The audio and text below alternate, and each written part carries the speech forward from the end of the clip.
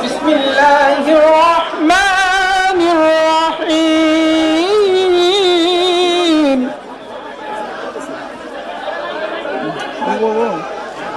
দোয়া করবো।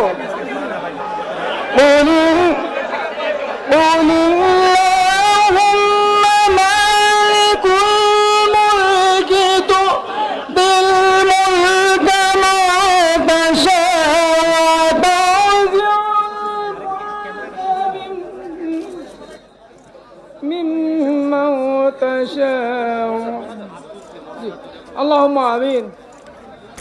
ربنا آتنا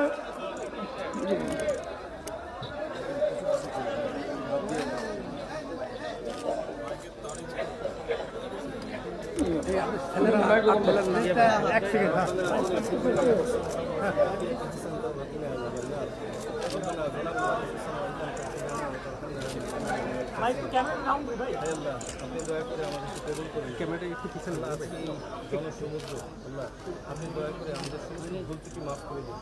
আজকে আমরা যে উদ্দেশ্যে এখানে হাজির হয়েছি আপনি আল্লাহ আপনি দয়া করে শহীদ রাষ্ট্রপতি জিয়াউর রহমান দেশ থেকে আপনি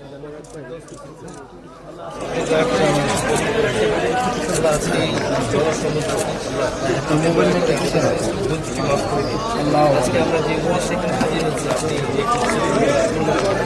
আল্লাহ আপনি দয়া করে শহীদ রাষ্ট্রপতি জিয়াউর রহমান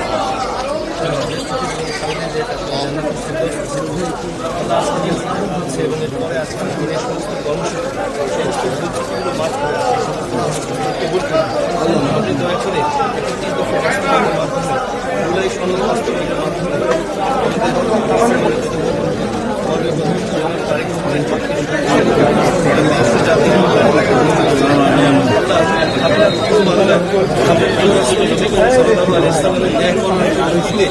যে ঘোষণা তিনি দিয়েছেন দিয়েছেন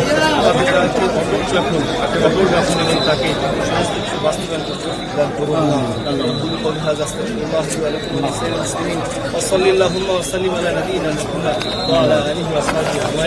আল্লাহ আপনি দয়া করে আমাদের দেশের প্রতি রহমত করুন।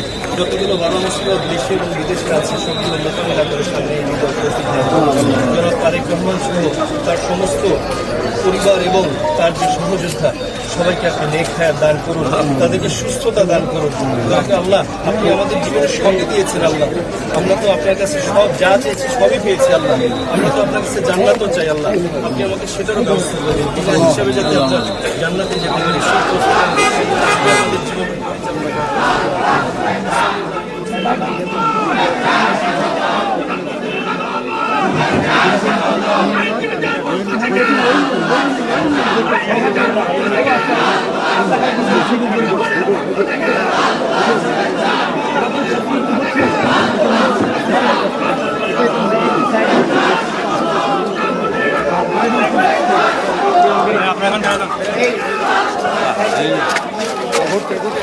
চলে গেছে ওইদিকে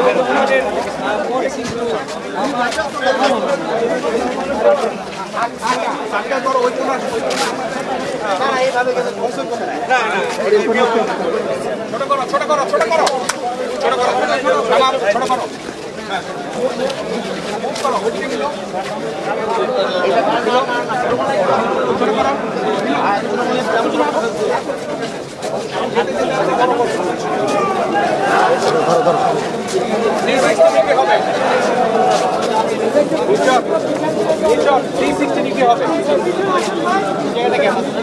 ওটা মিলাবা, তুমি থাকবা ওখানে।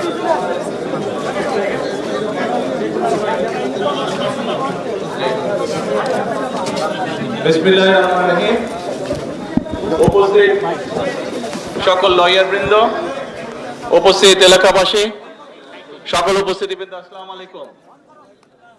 আমি তারেক বলছি, কেমন আছেন আপনারা? আলহামদুলিল্লাহ আলহামদুলিল্লাহ। আজকে আমরা এখানে নতুন কোর্ট বিল্ডিং এর ভিত্তিপ্রস্তর স্থাপন করলাম।